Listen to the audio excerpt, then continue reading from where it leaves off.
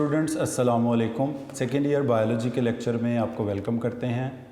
Dear students, हम लोग reproduction का चैप्टर पढ़ रहे हैं। इससे प्रीवियस लेक्चर में हम लोग फ़ीमेल रिप्रोडक्टिव सिस्टम का टॉपिक कंप्लीट कर चुके हैं। उसके बाद जो नेक्स्ट टॉपिक हम डिस्कस करने जा रहे हैं वो है फ़ीमेल रिप्रोडक्टिव साइकिल, जिसको ह्यूमन फीमेल्स में कहा जाता है मेंस्ट्रुअल साइकिल। और ह्यूमन बीइंग के अलावा जितने भी मेमेलियन फ़ीमेल्स हैं उन सब में इसको कहा जाता है ओएस्ट्रस साइकिल। और ह्यूमन बीइंग में डियर स्टूडेंट्स ये साइकिल कंप्लीट होता है इन 28 डेज़। और इसमें ओवरीज़ में जो चेंजेस आते हैं उनको कलेक्टिवली कहा जाता है ओवेरियन साइकिल, और यूट्रस में जो चेंजेस आते हैं उनको कलेक्टिवली कहा जाता है यूटेराइन साइकिल।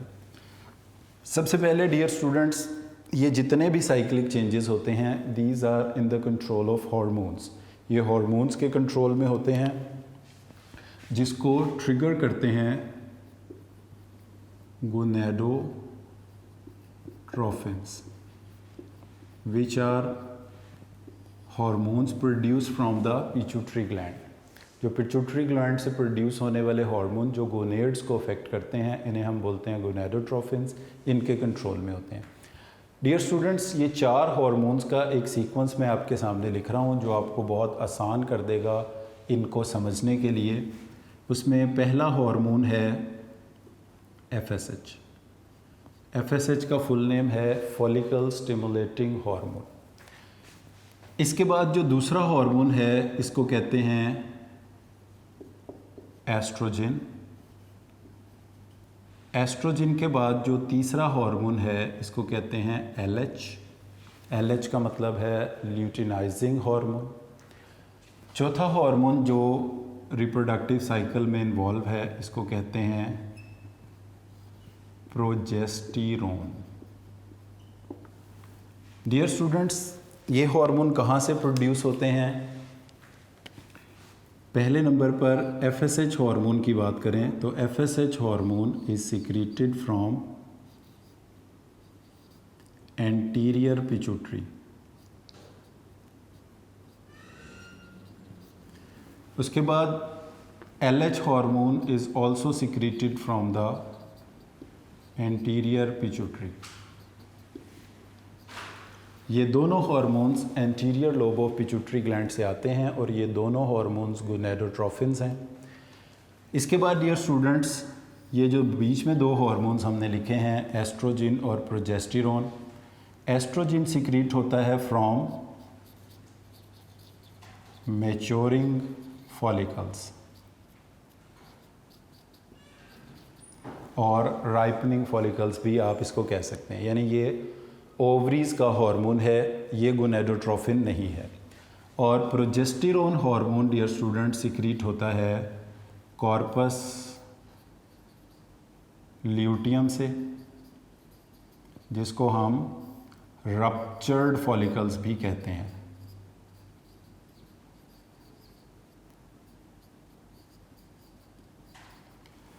तो डियर स्टूडेंट्स, आप इसमें देखें ये 2 हार्मोन्स ऐसे हैं जो कि ओवरी से सिक्रीट हो रहे हैं, मैच्योरिंग फॉलिकल्स और रप्चर्ड फॉलिकल्स से, वो हैं एस्ट्रोजन और प्रोजेस्टेरोन। तो पहले मरहले में FSH आएगा, फिर एस्ट्रोजन आएगा, फिर LH, फिर प्रोजेस्टेरोन। इसी सीक्वेंस से ये चारों हार्मोन्स मिलकर काम करेंगे। तो ओवरीज में आने वाले चेंजेस को अगर हम इस तरह इधर बनाएं तो फॉलिकल्स जब मैच्योर होना शुरू होते हैं तो इसकी पहली फ़ेज़ को हम कहते हैं follicular phase. On 14th day of the cycle ये फॉलिकल्स रप्चर हो जाते हैं और इन फॉलिकल से एग रिलीज़ होता है, इसको हम कहते हैं ओव्यूलेशन। उसके बाद ये बन जाता है कॉर्पस ल्यूटियम, और ये कॉर्पस ल्यूटियम आहिस्ता आहिस्ता कम होते होते ख़त्म हो जाते हैं। तो डियर स्टूडेंट, 3 मरहलों में हम इसको डिवाइड करेंगे। पहला मरला जिसमें फॉलिकल्स मैच्योर हो रहे हैं इसको कहेंगे फॉलिक्यूलर फेज़, जिसमें फॉलिकल से एग रिलीज़ हो रहा है, इस मरहले को कहेंगे ओव्यूलेशन। और जिस मरहले में ये रप्चर होने के बाद फॉलिकल कहलाता है कॉर्पस ल्यूटियम। जब ये कॉर्पस ल्यूटियम आहिस्ता आहिस्ता ख़त्म हो रहा है तो इस मरहले को हम कहते हैं ल्यूटियल फेज़। अब ऑब्वियस बात है डियर स्टूडेंट्स कि ये फॉलिकुलर फेज़ ओवरीज में है, ओव्यूलेशन ओवरी से हुई है, ल्यूटियल फेज़ ओवरीज में है, और इस स्ट्रक्चर को हम कहते हैं कॉर्पस ल्यूटियम, और ये रिग्रेसिव है, डिजेनरेटिव है, आहिस्ता आहिस्ता ये कम होते होते ख़त्म हो जाएगा। तो डियर स्टूडेंट्स, अब इन फेजेस का मतलब क्या है? फॉलिकल स्टिमुलेटिंग हार्मोन आके सबसे पहले ओवरीज के फॉलिकल्स को स्टिमुलेट करता है। अब ओवरीज में सेवरल फॉलिकल्स हैं, उनमें से अप्रॉक्सीमेटली 400 फॉलिकल्स हर साइकिल के अंदर स्टिमुलेट होते हैं। उन 400 फॉलिकल्स में से तकरीबन 380-370 फॉलिकल्स वो होते हैं जो डीजेनरेट हो जाते हैं, और जो फॉलिकल्स डीजेनरेट हो जाते हैं यानी जिनके अंदर ओवोजेनेसिस फर्दर प्रोग्रेस नहीं करता, डीजेनरेशन ऑफ फॉलिकल्स को कहा जाता है फॉलिक्यूलर एट्रीजिया। डीजेनरेशन ऑफ फॉलिकल्स को बोला जाता है फॉलिक्यूलर एट्रीजिया।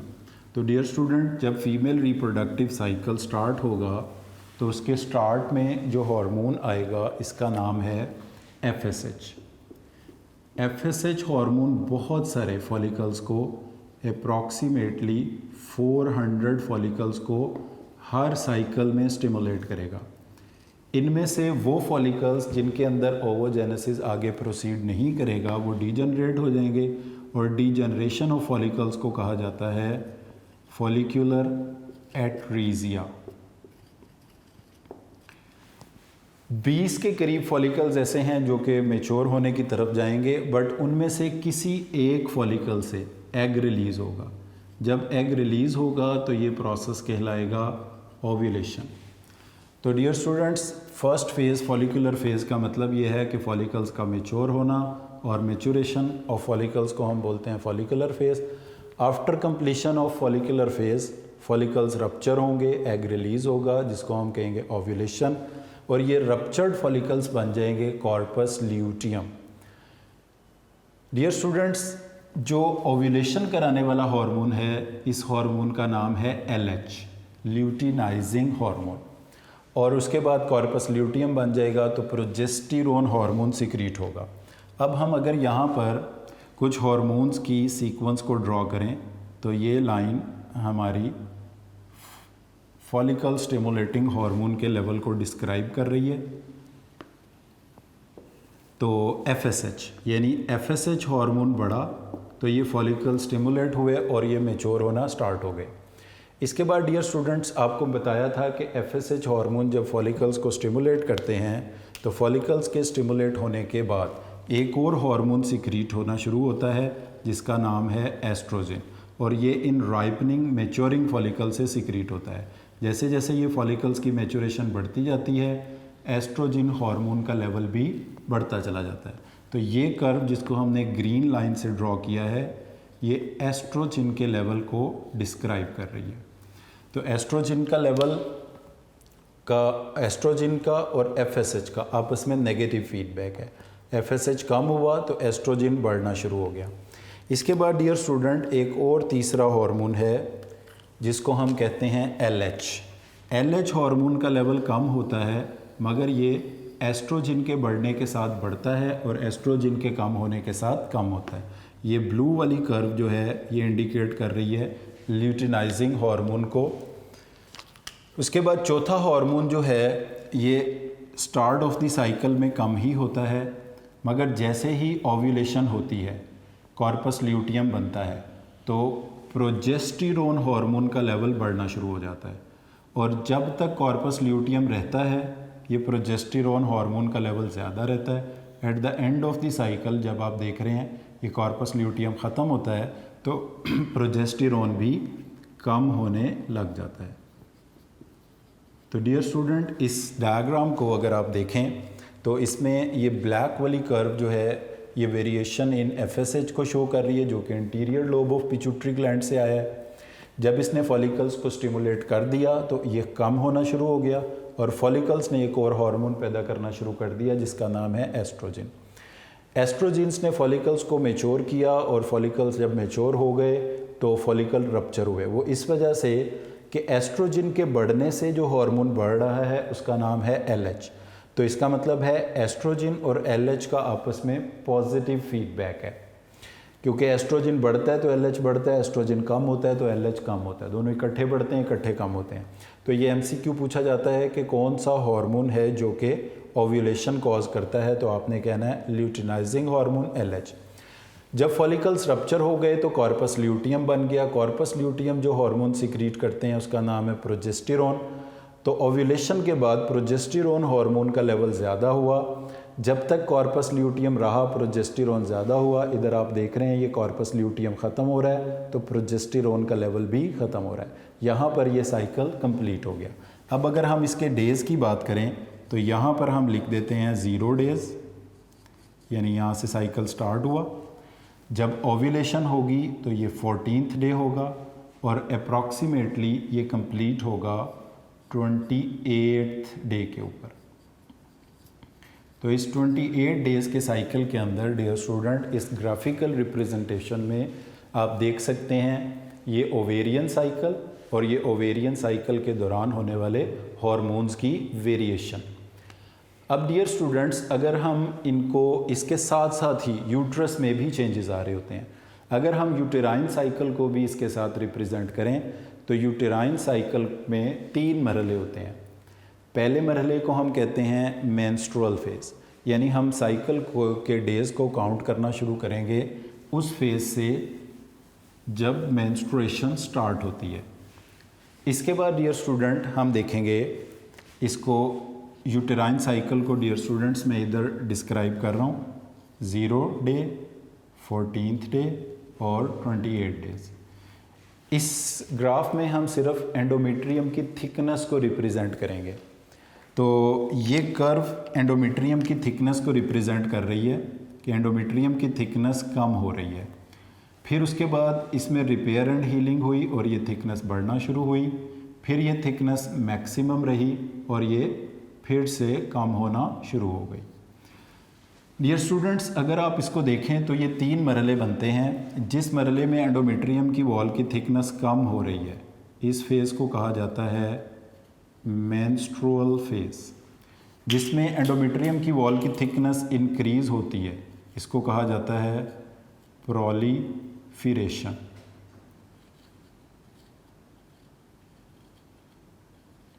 और जिस मरहले में इसकी थिकनेस मैक्सिमम रहती है इसको कहा जाता है सिक्रीशन।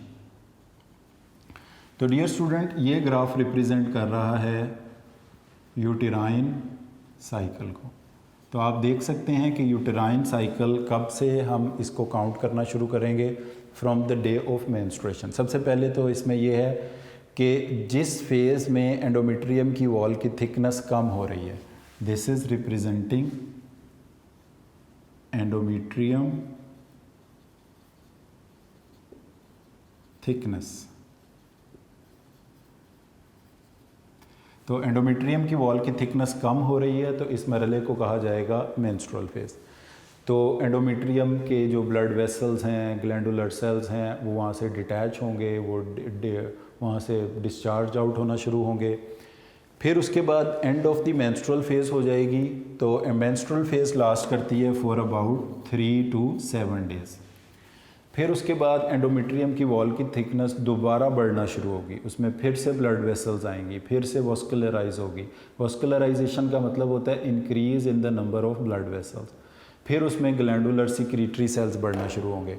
तो repair and healing of endometrium होगी और ये बढ़ते बढ़ते 14th डे यानी ओव्यूलेशन वाले डे पर पहुंच जाएगी।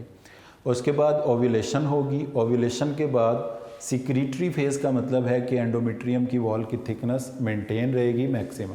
तो 3 फेज़ जिसमें एंडोमेट्रियम की वॉल की थिकनेस डिक्रीज़ हो मेंस्ट्रुअल फेज़, जिसमें इंक्रीज़ हो प्रोलिफरेटिव फेज़, जिसमें मैक्सिमम और मेंटेन रहे उसको सिक्रीटरी फेज़ या सिक्रीशन इसको बोलते हैं। डियर स्टूडेंट अगर आप इसको कंपेयर करें तो मेंस्ट्रुअल फेज़ कब आती है, इसी तरह यही हार्मोन्स का पैटर्न अगर आप इस पर अप्लाई करेंगे तो आप देखें कि ओवेरियन साइकिल में जब फॉलिकुलर फेज़ होती है तो इधर मेंस्ट्रुअल फेज़ होती है। इस फॉलिकुलर फेज़ के इन बिटवीन में आके यानी शुरू के 3-4-5 दिनों के बाद जब एस्ट्रोजन हार्मोन का लेवल बढ़ना शुरू होता है तो यहाँ से प्रोलिफरेटिव फेज स्टार्ट हो जाती है। फिर एस्ट्रोजन और एलएच जब पॉजिटिव फीडबैक के ज़रिए ओव्यूलेशन कराते हैं तो प्रोलिफरेटिव फेज़ एंड हो जाती है और सिक्रीटरी फेज़ स्टार्ट हो जाती है। तो यहाँ से आप देख सकते हैं कि ये फेजेस किस हार्मोन के इन्फ्लुएंस में है। जैसे सिक्रीटरी फेज़ को जिस हार्मोन ने मेंटेन किया हुआ है इसका नाम है प्रोजेस्टेरोन। प्रोलिफरेटिव फेज़ को जिस हार्मोन ने मेंटेन किया हुआ है इसका नाम है एस्ट्रोजन। इसी तरह मेंस्ट्रुअल फेज़ में जो हार्मोन ज़्यादा होता है वो एफएसएच को प्लस लिख दें, जो कम होता है उसको प्रोजेस्टेरोन कह दें। तो डियर स्टूडेंट्स, ये तीनों चीज़ों को आप यहाँ पे कंपेयर कर सकते हैं, ओवेरियन साइकिल, यूटेराइन साइकिल और ओवेरियन और यूटेराइन साइकिल के दौरान होने वाले हार्मोनल चेंजेस। यहाँ पर डियर स्टूडेंट्स ये तीन टर्म्स की हम बात करेंगे। नंबर 1 पर है मेनार्की। मेनार्की का मतलब होता है फर्स्ट मेंस्ट्रुअल साइकिल। उसके बाद मेनोपॉज। मेनोपॉज का मतलब होता है stoppage of female reproductive cycle का रुक जाना। डियर स्टूडेंट्स, अब इन चीज़ों को हम बुक से भी थोड़ा देख लेते हैं। टॉपिक के स्टार्ट में हमने बात की कि इन ह्यूमन फीमेल्स रिप्रोडक्शन एक साइक्लिक एक्टिविटी है। उसके बाद दूसरा मेन पॉइंट है कि human female reproductive cycle approximately 28 days में कंप्लीट होता है और इसको मेंस्ट्रुअल साइकिल कहा जाता है।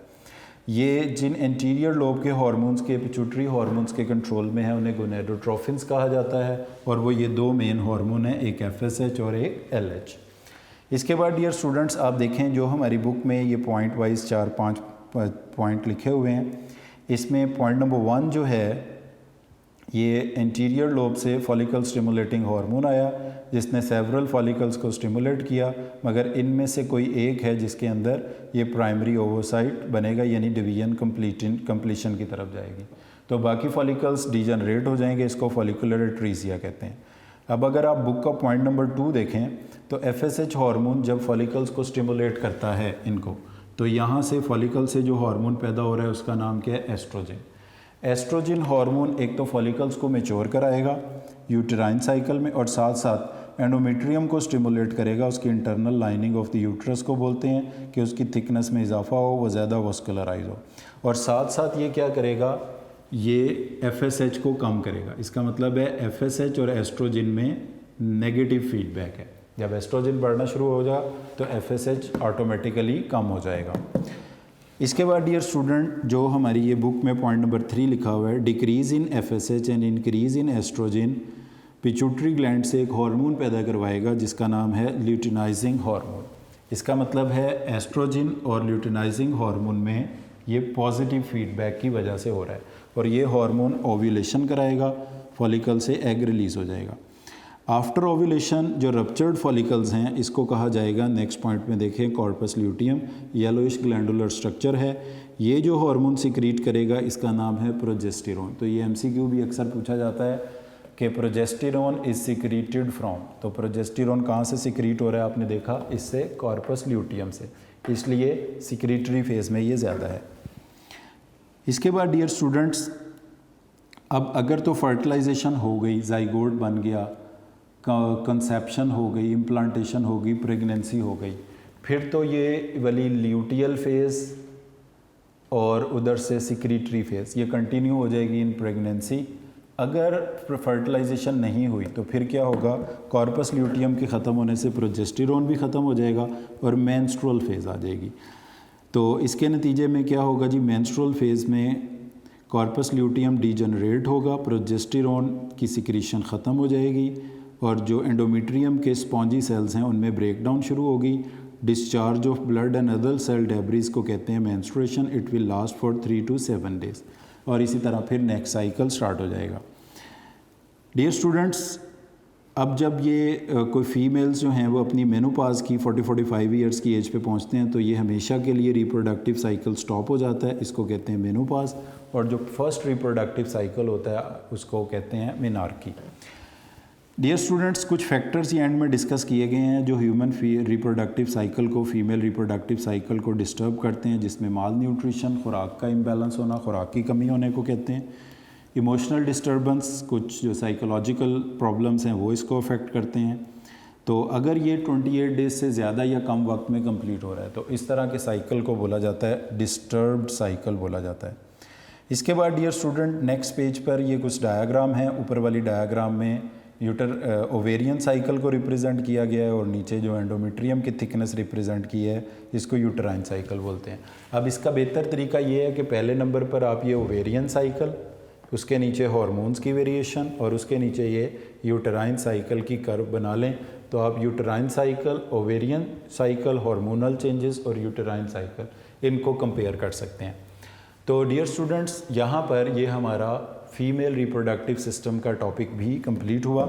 येलो बॉक्स की एक इन्फॉर्मेशन दी हुई है, इसके हवाले से कुछ डिस्कस कर लें। वो ये कि जो ह्यूमन फीमेल्स हैं उनमें तो इसको मेंस्ट्रुअल साइकिल बोलते हैं और उसकी कहने की वजह ये होती है क्योंकि ह्यूमन फीमेल्स में ये मेंस्ट्रुअल फेज़ एग्जिस्ट करती है, जबकि जो ह्यूमन बीइंग के अलावा अदर फीमेल्स हैं उनमें इस साइकिल को कहा जाता है ओएस्ट्रस साइकिल। उसमें ये होता है कि ये जो 14th डे के ऊपर ओव्यूलेशन होनी है, इस ओव्यूलेशन के लिए फिजिकल स्टिमुलस ऑफ मेटिंग का स्टिमुलस रिक्वायर है। यानी ह्यूमन फीमेल्स के अलावा जितने भी मैमेलियन फीमेल्स हैं जिसमें ये बेफलोज, हॉर्सेस, डोंकी, गोट ये शामिल हैं, इन सब के अंदर क्या होता है कि जब कॉपुलेशन होती है, मेल फीमेल डिफरेंट जेंडर के मेंबर्स जो हैं वो रिप्रोडक्शन के लिए इकट्ठे होते हैं, इस प्रोसेस को मेटिंग या कॉपुलेशन बोलते हैं, तब ही क्या होती है, ओव्यूलेशन होती है। अब मेटिंग होने का मतलब ये होगा कि ओव्यूलेशन हुई, मेटिंग हुई, तो that mean the sperms are available. अगर स्पर्म्स अवेलेबल होंगे तो डेफिनेटली ये जो प्रोलिफरेटिव फेज़ के बाद सिक्रीटरी फेज़ है, it will not go to the menstruation, it will go to the pregnancy. इससे क्या होगा, प्रेगनेंसी स्टार्ट हो जाएगी और फिर जब प्रेगनेंसी लास्ट करेगी तो यही चीज़ें दोबारा होंगी। तो बेसिक डिफरेंस जो ओएस्ट्रस साइकिल और मेंस्ट्रुअल साइकिल में है वो ये कि मेंस्ट्रुअल साइकिल सिर्फ ह्यूमन फीमेल्स में होता है, जबकि ओएस्ट्रस साइकिल ह्यूमन फीमेल्स के अलावा जितने भी मेमेलियन फीमेल्स हैं उनमें होता है। दूसरा डिफरेंस ये है कि मेंस्ट्रुअल साइकिल में ओव्यूलेशन के लिए physical stimulus of mating require नहीं होता, जबकि ओएस्ट्रस साइकिल में ओव्यूलेशन के लिए physical stimulus of mating require होता है। फिर इसका मतलब डियर स्टूडेंट्स, जो मेंस्ट्रुअल साइकिल है इसमें फर्टिलाइजेशन में इफ़ और नॉट है, फर्टिलाइजेशन हो भी सकती है, अगर हो गई तो प्रेगनेंसी हो जाएगी, मेंस्ट्रुएशन रुक जाएगी। अगर प्रेगनेंसी नहीं हुई तो फिर मेंस्ट्रुअल फेज़ आ जाएगी।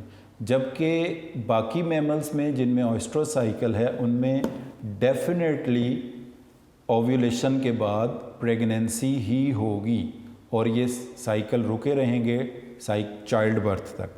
तो इसलिए ह्यूमन फीमेल्स में तो इसको मेंस्ट्रुअल साइकिल कहा जाता है, बाकियों में इसको ओएस्ट्रस साइकिल बोला जाता है।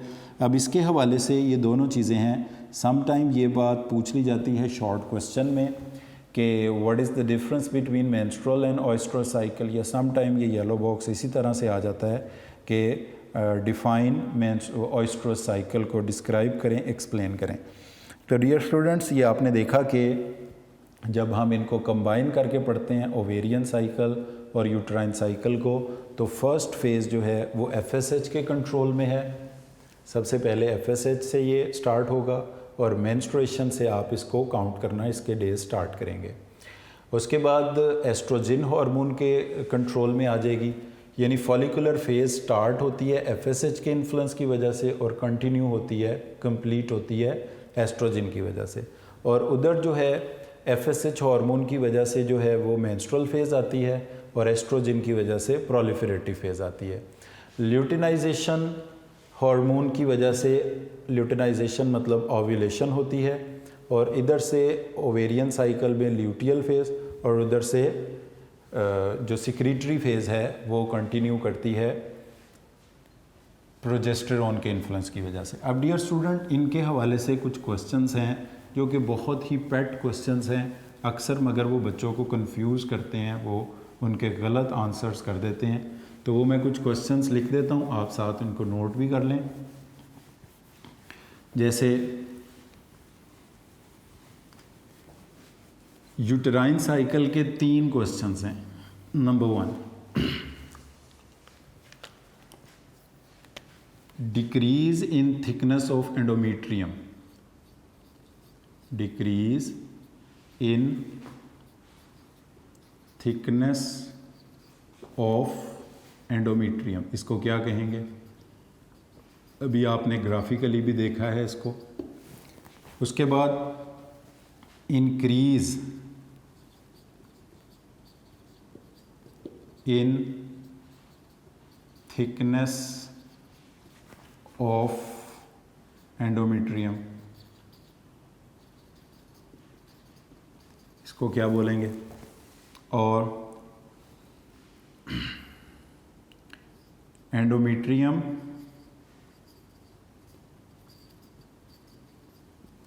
become maximum thick during, तो इसको क्या बोलेंगे? अब डियर स्टूडेंट, इनके आंसर अगर हम देखें तो जब भी एंडोमेट्रियम की वॉल की थिकनेस डिक्रीज़ हो रही है तो इस फेज़ को कहा जाता है मेंस्ट्रुअल फेज़। जब भी एंडोमेट्रियम की वॉल की थिकनेस इंक्रीज़ होती है तो इसको कहा जाता है प्रोलिफेरेशन। इसी तरह जब एंडोमेट्रियम की वॉल की थिकनेस मैक्सिमम रहती है, मेंटेन्ड रहती है, तो इस फेज़ को कहा जाता है सीक्रीटरी फेज़। तो ये 3 क्वेश्चन हो गए। उसके बाद डियर स्टूडेंट्स कुछ हार्मोन्स के क्वेश्चंस मैं आपको बता दूं। Number 1, which of the following hormone causes ovulation? Which of the following hormone causes ovulation? कौन सा हार्मोन है जो ओव्यूलेशन कराता है? दूसरा, which of the following hormone is secreted by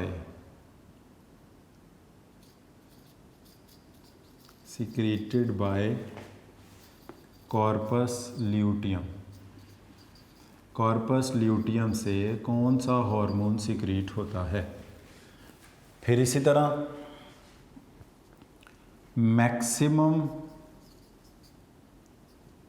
level of progesterone is maintained इन,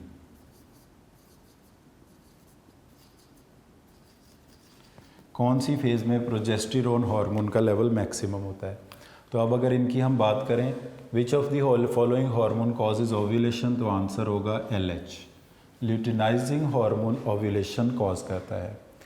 इसके बाद dear students, which of the following hormone is secreted by the corpus luteum? तो कॉर्पस ल्यूटियम से प्रोजेस्टेरॉन हार्मोन सिक्रीट होता है। Maximum level of progesterone is maintained इन, तो वो कौन सी फेज़ है? वो सिक्रीटरी फेज़ है। सिक्रीटरी फेज़ में maximum level of progesterone observe किया जाता है।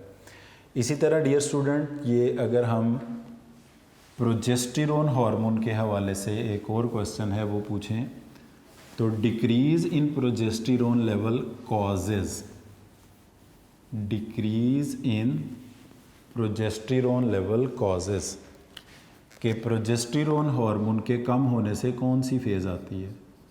Decrease in progesterone level